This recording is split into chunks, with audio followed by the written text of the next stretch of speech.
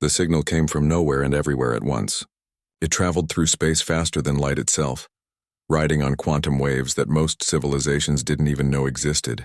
The message was old, written in a language that predated most star systems, and it carried the weight of absolute authority. Commander Deho was drinking his third cup of coffee when the ship's computer started screaming. Not literally, of course, but the alarms were loud enough to make him spill hot liquid all over his uniform. He ran to the bridge of the exploration vessel New Horizon, where his communications officer Hana was staring at her screen with wide eyes. "Sir, you need to see this," she said, her voice shaking slightly.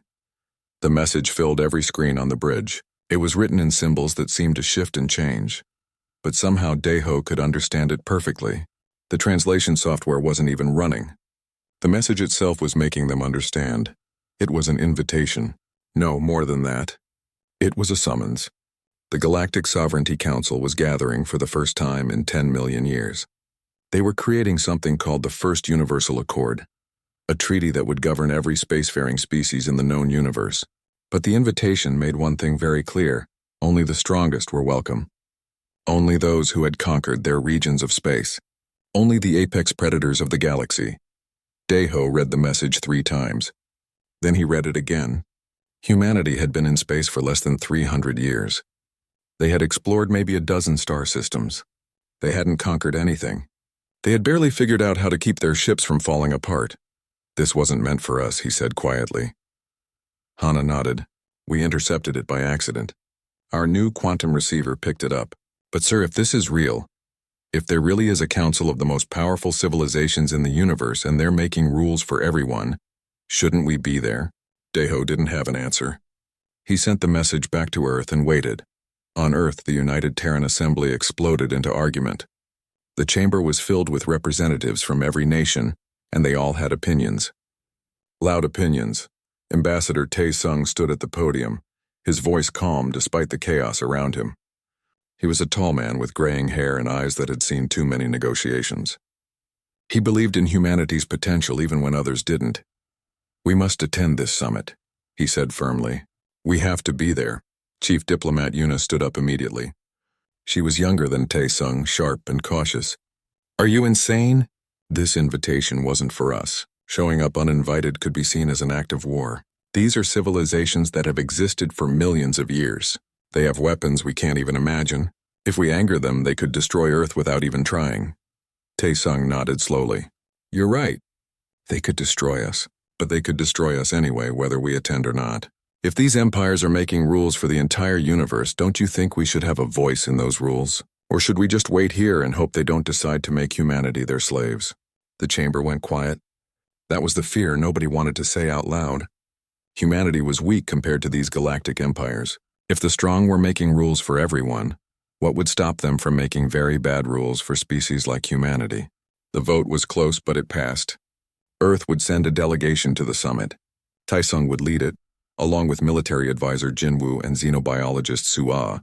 Jinwoo was a former Special Forces soldier, calm under pressure and quick to adapt. Sua was brilliant, able to understand alien biology faster than anyone else on Earth. Together, they represented humanity's best qualities: diplomacy, strength, and knowledge. They would travel on the Perseverance, Earth's most advanced ship. It had taken 20 years to build and use technology that humanity had only recently discovered. The crew was proud of it. It could travel faster than light, carry 100 people, and had weapons that could destroy a small asteroid. Compared to what was waiting for them at the summit, it was nothing. The journey took 2 weeks. The coordinates in the invitation led them to a region of space that shouldn't exist. 3 black holes orbited each other in perfect balance, and right in the center, where gravity should have torn everything apart, there was a space station. The nexus was massive beyond comprehension. It was larger than Earth's moon, built from materials that glowed with their own light. Structures twisted in ways that hurt to look at, defying physics itself. And surrounding it were ships the size of cities, ships the size of mountains, ships that looked alive, pulsing with energy. One vessel was so large that it had its own atmosphere, with clouds visible through its transparent hull. Another seemed to be made of pure fire, burning without consuming itself. The Perseverance looked like a toy next to them. Hana's voice came over the comm from the ship. Sir, we're receiving thousands of scanning signals. They're analyzing everything about us. Our ship, our biology, our technology. I don't think we can stop them. Don't try, Taesung replied. Let them look. We have nothing to hide. The station granted them permission to dock. As their shuttle approached, they saw other delegations arriving. Beings that floated without ships, surrounded by bubbles of twisted space, creatures made of metal and fire, things that existed in more dimensions than humans could perceive, casting shadows that moved independently of their source. When the airlock opened, the gravity was Earth normal, which surprised Taesung until he realized the station was adjusting for each delegation individually. The air was breathable. The temperature was comfortable. The Nexus was showing off, demonstrating that it could accommodate anyone, no matter how different. The corridor leading to the council chamber was vast. The walls displayed stars and galaxies constantly shifting. Taesung couldn't tell if they were screens or windows showing real space. Other delegations passed them, and some turned to look at the humans. The reactions varied. Some seemed curious. Others appeared amused. A few radiated hostility so strong that Jinwoo's hand instinctively moved toward his weapon. Easy, Taesung whispered. We're guests here. Uninvited guests, but guests nonetheless. The council chamber was a sphere, with seating arranged in concentric circles around a central platform. Each section was designed for different types of beings. Some seats were filled with water, others burned with fire. Some areas had no seats at all, just floating platforms or clouds of gas. The human delegation found an empty section and sat down. Around them, hundreds of beings from dozens of species watched and waited. At the center of the chamber on the highest platform sat the representatives of the 12 great empires. These were the apex civilizations, the conquerors, the rulers of vast sectors of space. One of them, a being made of molten metal that flowed like water, turned toward the humans. Its voice was like grinding stone. Who invited the primitives? The chamber filled with sounds that might have been laughter. Taesung stood up slowly. His heart was pounding, but his voice was steady. We invited ourselves, he said clearly. We received the transmission and we came. If this accord will govern all spacefaring species, then all spacefaring species should have a voice. The molten being made a sound like metal scraping metal. You have no right to be here, little creature. You have conquered nothing. You rule nothing. You are nothing. Before Taesung could respond, another voice filled the chamber. This one was different, touching not just the ears but the mind itself. Let them stay. The speaker was tall and thin, with skin that seemed to shift between solid and transparent. Her eyes were entirely black, reflecting nothing. This was High Arbiter Zelnara of the Thessian hierarchy, and when she spoke, even the great empires listened. I find these humans amusing, she continued. Let them observe. Let them see what real power looks like. When they understand how insignificant they are, they will leave on their own. She looked directly at Taesung, and he felt her mind brush against his thoughts, testing, probing. He didn't resist. He let her see his determination, his hope, his absolute refusal to back down. Something flickered in her black eyes. Surprise, perhaps, or interest. Yes, she said softly. Let the humans stay. This should be entertaining. The summit was beginning, and humanity had earned the right to witness it. What they would do with that opportunity remained to be seen. The first presentation began 3 hours after the humans arrived. 3 hours of waiting in silence while the great empires sized each other up like predators circling prey. Taesung used the time to observe, to learn, to understand the power dynamics at play. The Vrelnari hegemony went first. Their representative, Thulkarax, floated to the central platform.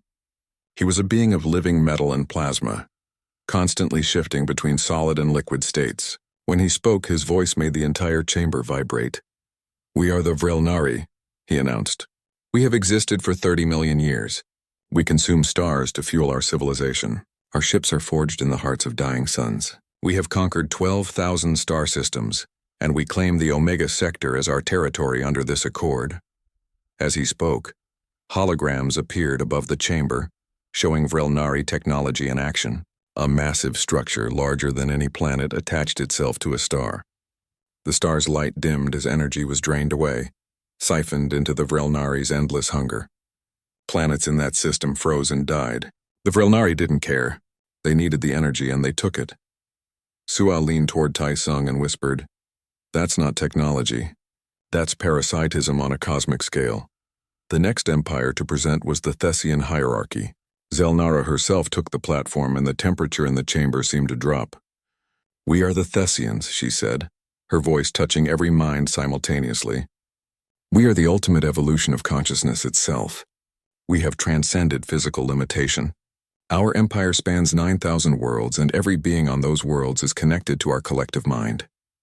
We share thoughts, memories, experiences. We are billions of individuals and one consciousness at the same time."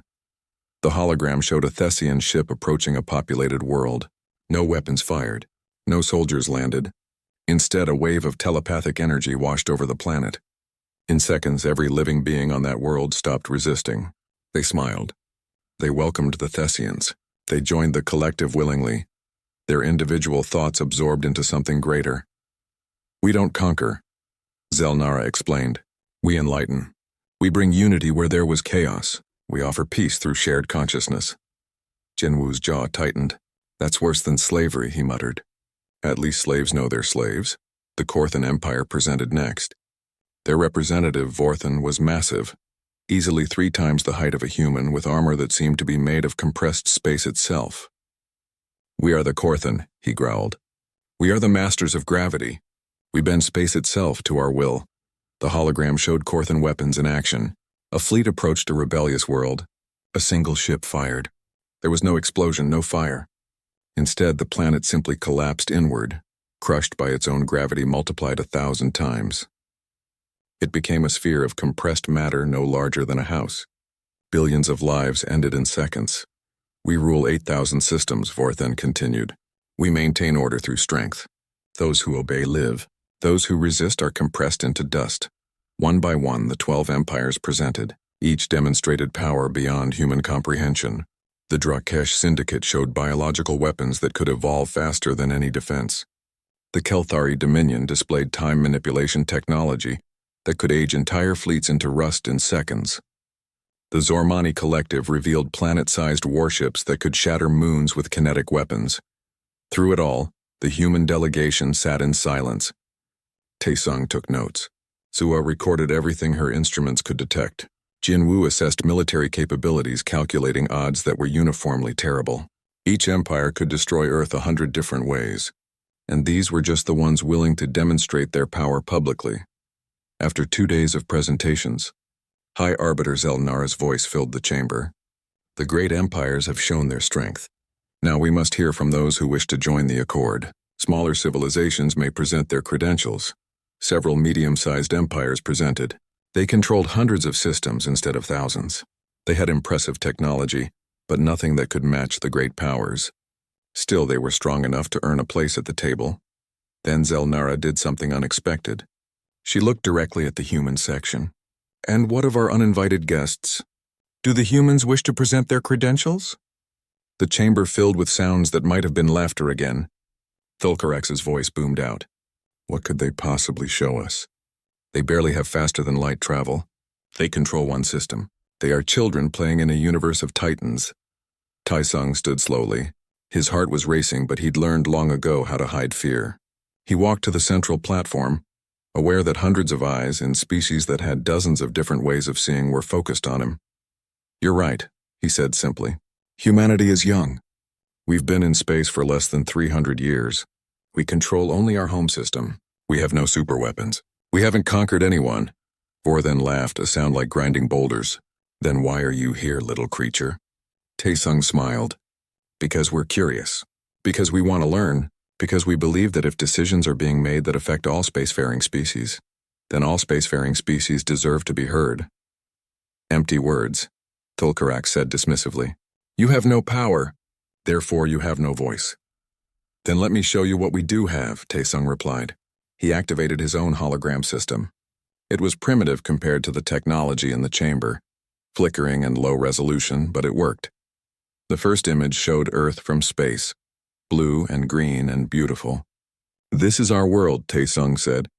300 years ago we nearly destroyed it. We had wars that killed millions. We built weapons that could have turned our entire planet into a lifeless rock. We came so close to extinction that we could see the end. The hologram shifted, showing mushroom clouds, burning cities, dying forests. The assembled empires watched with mild interest. They had seen worlds die before. But we stopped, Taesung continued.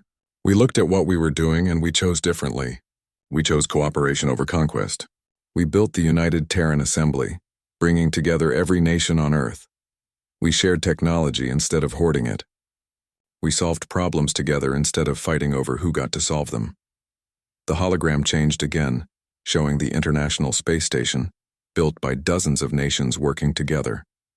Then the construction of humanity's first faster-than-light ship, a project that involved every country on Earth. We sent probes into space, Taesung said. Voyager 1 and Voyager 2. They carry messages in hundreds of languages. They carry music, art, images of our world. We sent them out hoping that someone would find them and know that we existed, that we reached out in peace. Zelnara leaned forward slightly. You sent messages of peace into a universe you knew nothing about? That was foolish. Maybe, Taesung agreed. But we did it anyway. Because we believe that connection is better than isolation. Because we hope that other species might want to understand us as much as we want to understand them. The hologram showed more images, human art spanning thousands of years, music from every culture, literature translated into hundreds of languages, scientific discoveries shared freely among all nations, medical advances given to everyone, not just the wealthy. We're not warriors, Taesung said quietly. We're not conquerors. But we're survivors. We're explorers. We're teachers and students and artists and scientists. We believe that cooperation makes us stronger than competition. We believe that diversity is valuable, not something to be absorbed or eliminated. We believe that the universe is better when different species can coexist, each bringing their own perspective. The chamber was silent now. Several of the great empires looked bored, but others were paying attention. Zelnara's black eyes never left Taesung's face. We can't offer you military might, Taesung concluded. We can't threaten you or impress you with superweapons. But we can offer something else. A different way of thinking.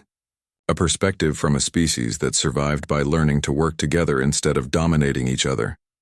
He paused, looking around the chamber at beings that could destroy him with a thought, and maybe, just maybe, that perspective is worth something. Bor then stood up, his massive form radiating contempt. Beautiful words, human. But words mean nothing. In this universe, only power matters. You have no power, therefore you have no value. Before Taesung could respond, Zelnara spoke. Interesting. The human makes a claim that cooperation is valuable. Perhaps we should test this claim. She stood, and every being in the chamber immediately paid attention. When the High Arbiter spoke, reality itself seemed to pause and listen. I propose a challenge, she said. A test of worth. Each empire that wishes to sign the accord must prove their strength. We will send representatives to Caldris 9, a world in the neutral zone. It is a death world where survival is nearly impossible. Each representative will be alone with only basic equipment. Those who survive 7 days will earn their civilization a vote in the accord. Thulkarax laughed, the sound like metal tearing. Excellent. This will separate the strong from the weak.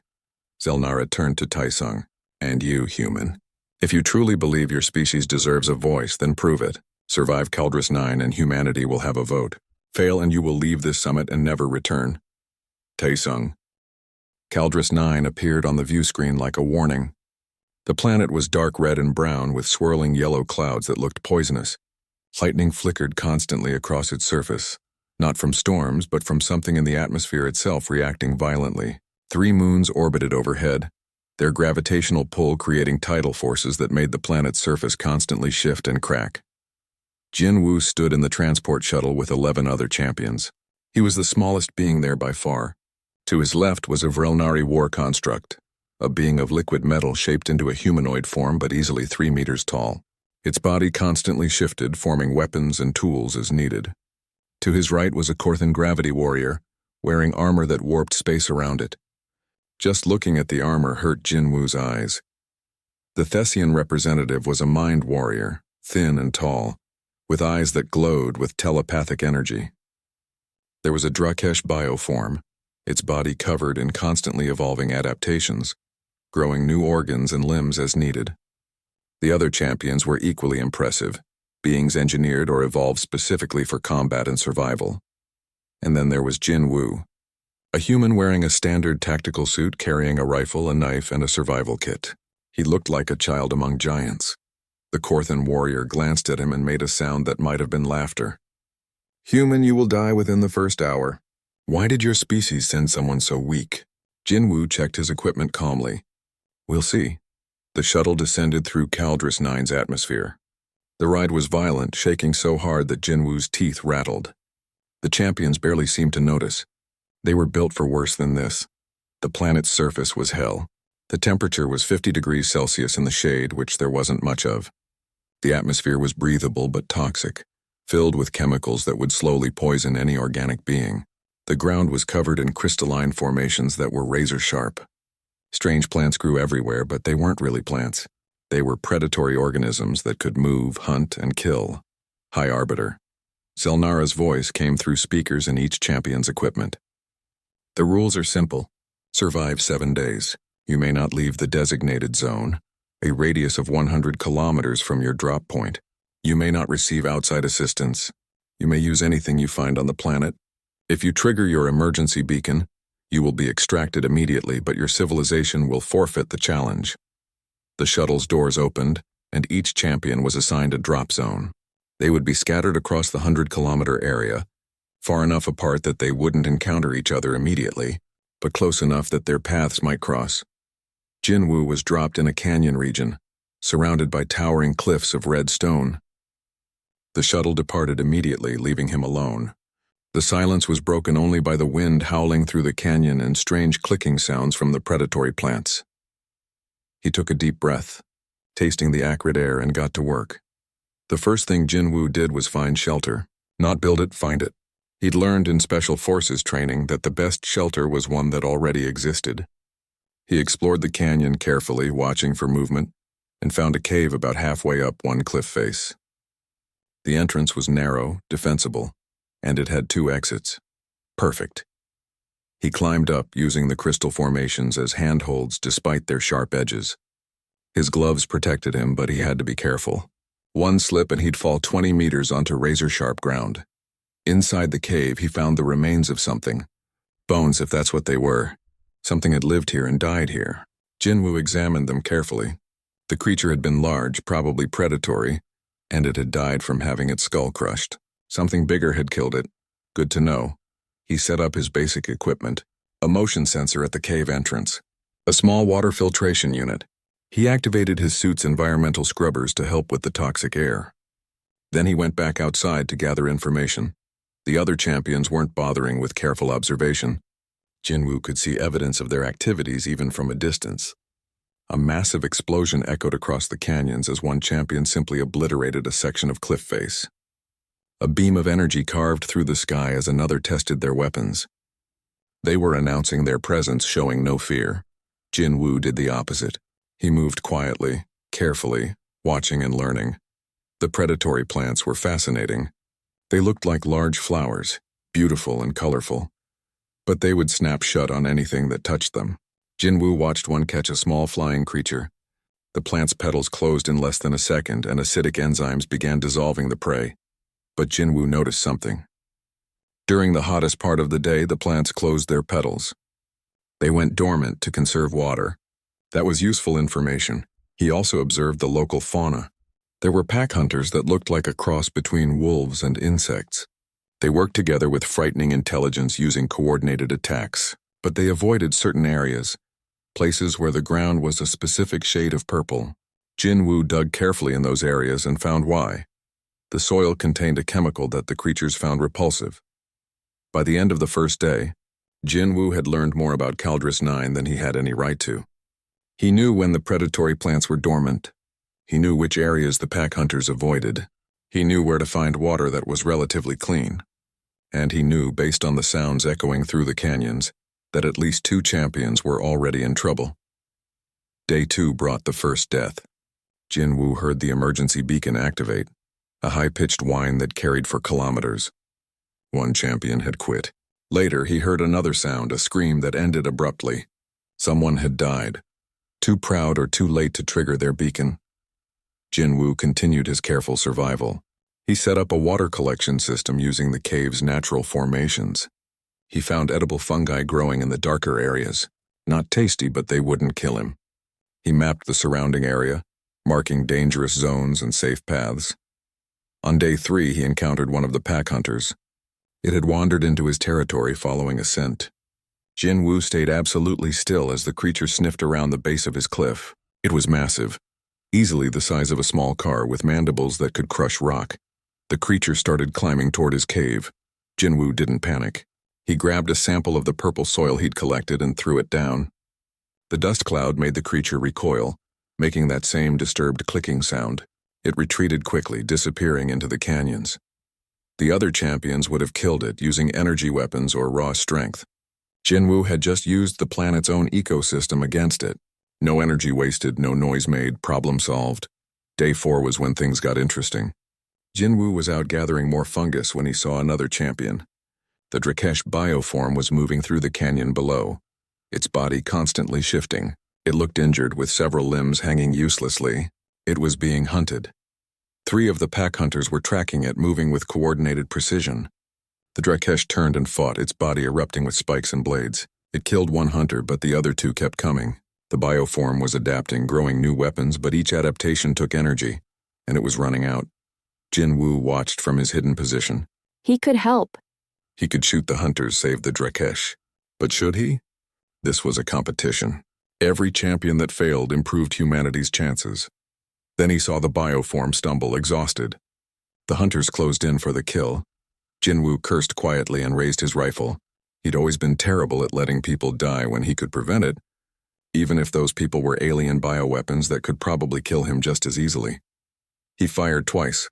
Precise shots to the hunter's sensory organs. The creatures howled and retreated, confused and hurt. The Drakesh looked up, spotted Jin-Woo, and stared for a long moment. Then it triggered its emergency beacon and vanished in a flash of light. It had given up rather than owe a debt to the weakest champion. Jin-Woo returned to his cave, shaking his head. Pride. It made beings do stupid things. Day 5 brought a massive storm. The atmospheric lightning intensified, and strange weather patterns made the temperature drop suddenly. Jin-Woo's cave became a refuge against winds that could strip flesh from bone. He sat inside, rationing his supplies, and listened to the chaos outside. He heard another emergency beacon. Then another. The storm was breaking the champions. Day 6 was quieter. The storm had passed, leaving the landscape changed. New crystal formations had grown overnight, and many of the predatory plants were dead or dormant. Jin-Woo emerged carefully, checking his territory. He found tracks. Something massive had moved through during the storm. Whatever had killed the creature in his cave was still out there, and it was hunting. Jin-Woo set traps around his cave using the predatory plants. He harvested their toxic enzymes and created tripwires. He positioned sharp crystals in paths that anything large would have to take. He turned his small territory into a defensive position. That night, the massive predator came. Jin-Woo heard it before he saw it, a deep rumbling that made the cave walls vibrate. It was huge, easily 10 meters tall, with armored hide and claws that could tear through stone. It was the apex predator of Caldrus 9, and it had come to reclaim its cave. The creature triggered the first trap. The summit changed after Caldrus 9.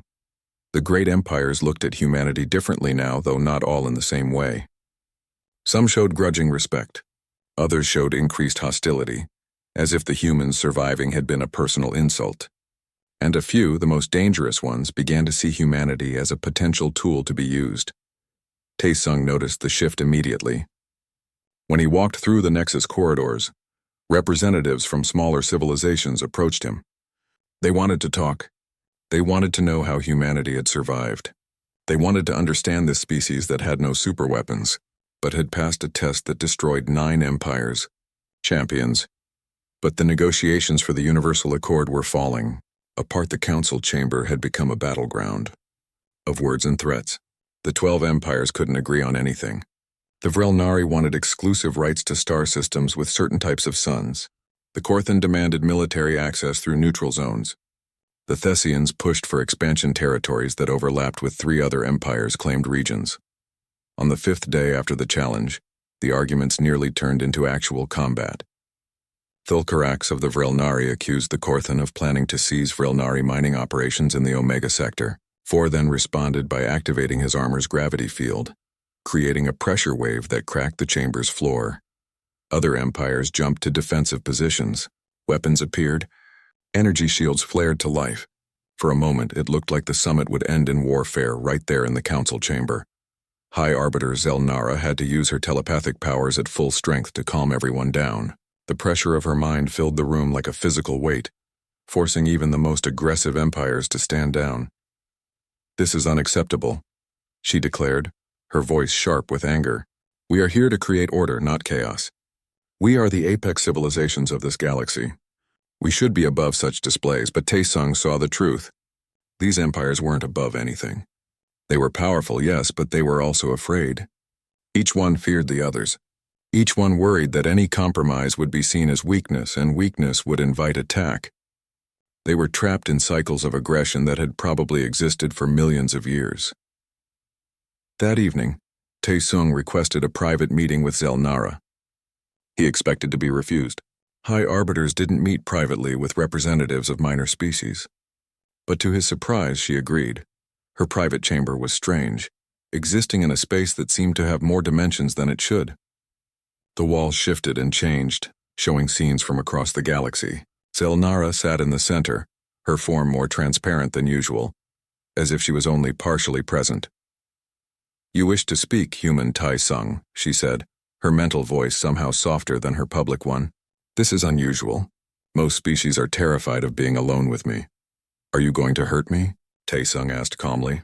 "No, I find you interesting, and I am curious what you have to say." Taesung took a breath. "The accord is failing. The empires can't agree because they don't trust each other. Every negotiation becomes a contest of strength. Every compromise is seen as surrender." Zelnara's black eyes fixed on him. "This is not news, human. This is how power works. The strong do not compromise. They dominate or they are dominated. That's why the accord will fail," Taesung said firmly. "You're trying to create a treaty between predators, but predators don't make peace. They just pause between attacks." Something flickered across Zelnara's face. "Interest, perhaps. Then what would you suggest?" Taesung activated a small hologram projector. "What if the accord isn't about dividing power? What if it's about limiting it? Create neutral zones. Regions where no military forces are allowed. Establish protected territories where younger civilizations can develop without interference. Set rules not about what the strong can take, but about what they agree not to take. Restraint," Zelnara said slowly. "You suggest that the great empires voluntarily limit their own power." "Yes. Why would they ever agree to that?" Taesung smiled slightly. "Because unlimited power eventually destroys itself. My world learned this the hard way. We built weapons that could end all life on Earth. We came so close to using them that we scared ourselves into sanity. We learned that survival sometimes means choosing not to use the power you have." Zelnara stood and walked around him, her form shifting. "Interesting philosophy. But these empires have existed for millions of years. They have conquered galaxies through strength. Why would they change now?" "Because the alternative is endless war," Taesung replied. "Look at what's happening in this summit. The empires can't agree on anything because each one fears showing weakness, but that fear is making a functional accord impossible. Eventually, this will lead to war. And in war, even the winners lose something." He pulled up more holograms, showing historical data from Earth. "This is what happened on my world. We had 2 massive wars within 30 years. Millions died. Entire cities were destroyed. And at the end, everyone was weaker. The winners and losers alike had to rebuild from ruins. That's the path the galaxy is on right now." Zelnara was quiet for a long moment. "You speak wisely, human, but wisdom and power rarely coexist. I will consider your words." Taesung bowed and left. He didn't know if he'd changed her mind, but at least he'd planted a seed. That night, Hana contacted him from the Perseverance. Her voice was tight with worry. "Ambassador, I've intercepted some concerning transmissions. They're heavily encrypted, but I managed to decode parts of them." "What did you find?" Taesung asked. "Several empires are planning military movements. The Korthan are repositioning fleets near Vrelnari territory. The Drakesh are mobilizing bioweapons. 3 other empires are doing similar things. Sir, I think they're using the summit as cover. While everyone's here talking, they're preparing to attack each other." Taesung felt his stomach sink. Are you sure? As sure as I can be without better decryption.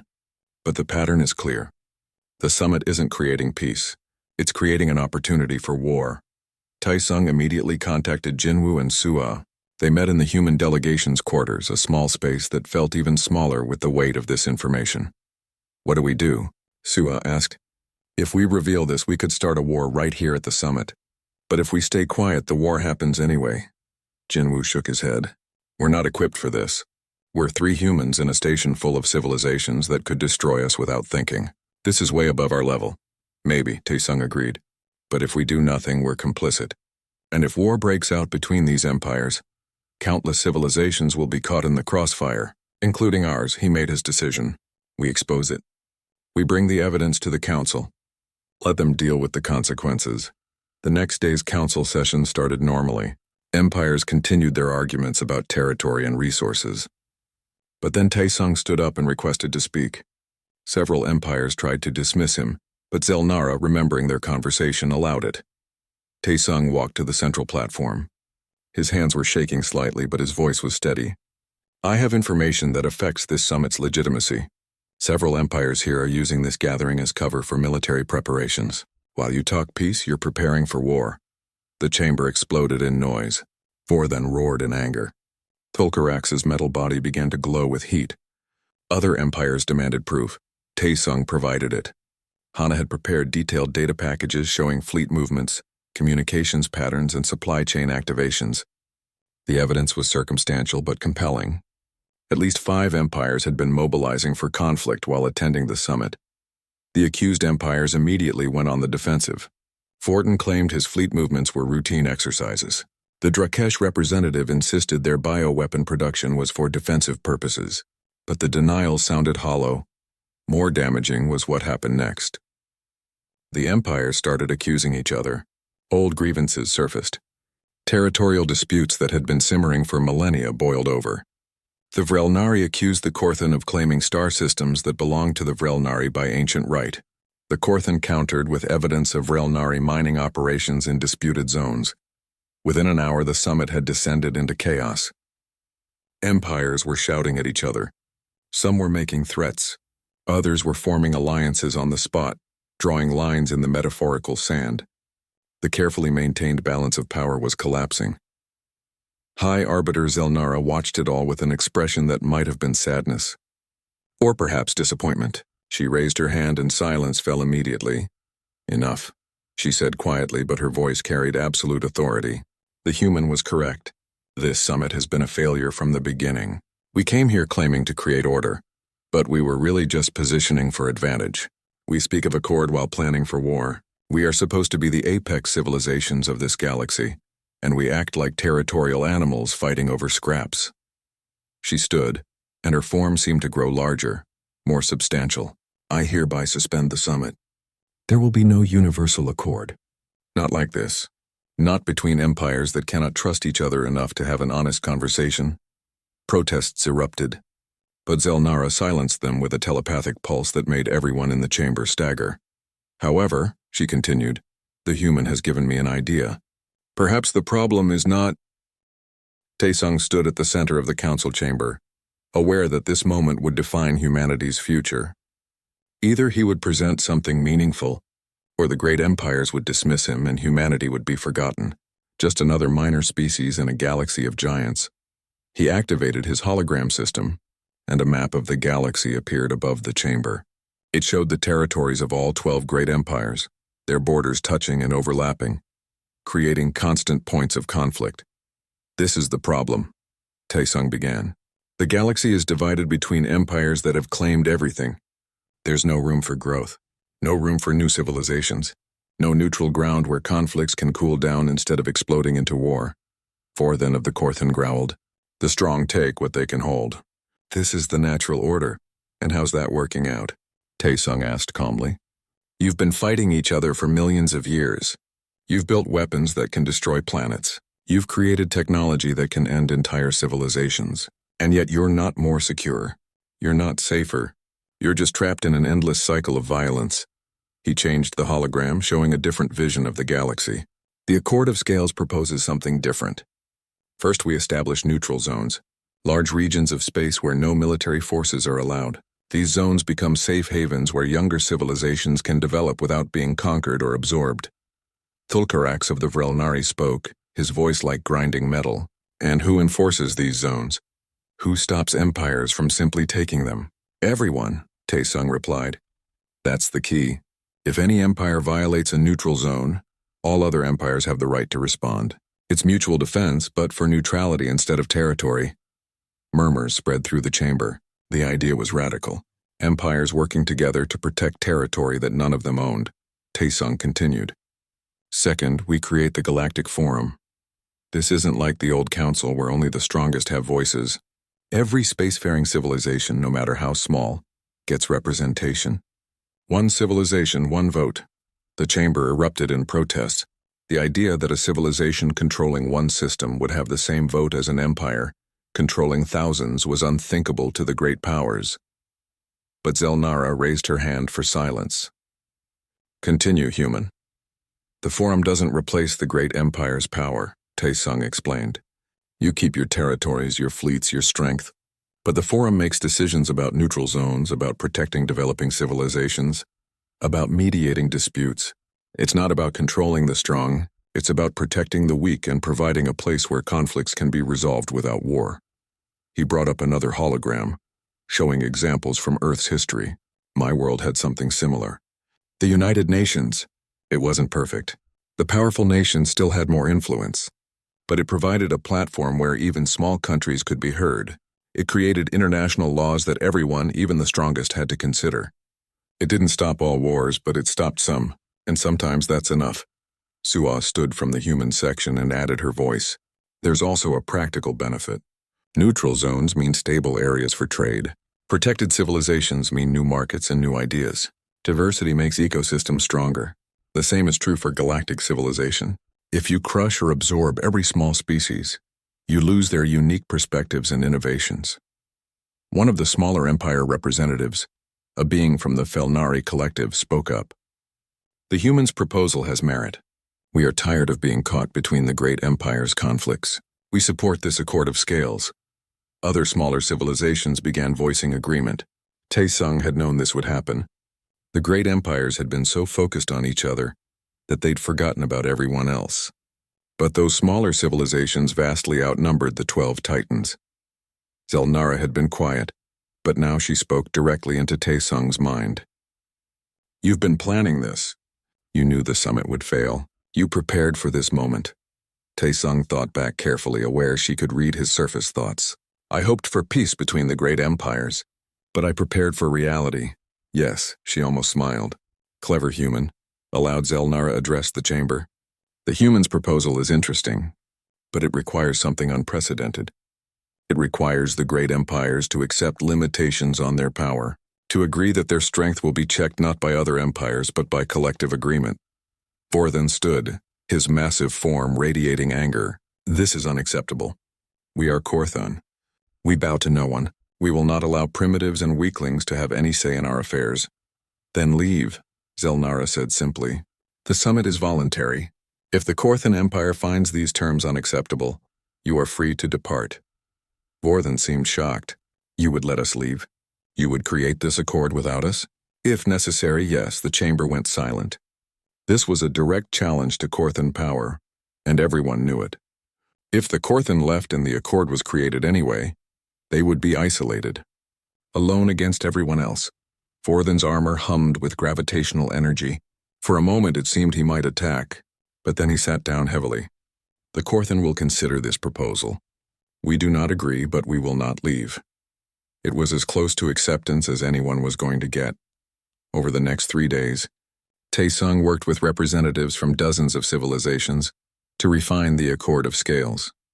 Yuna joined the summit via quantum communication from Earth, providing expertise on international law and governance structures.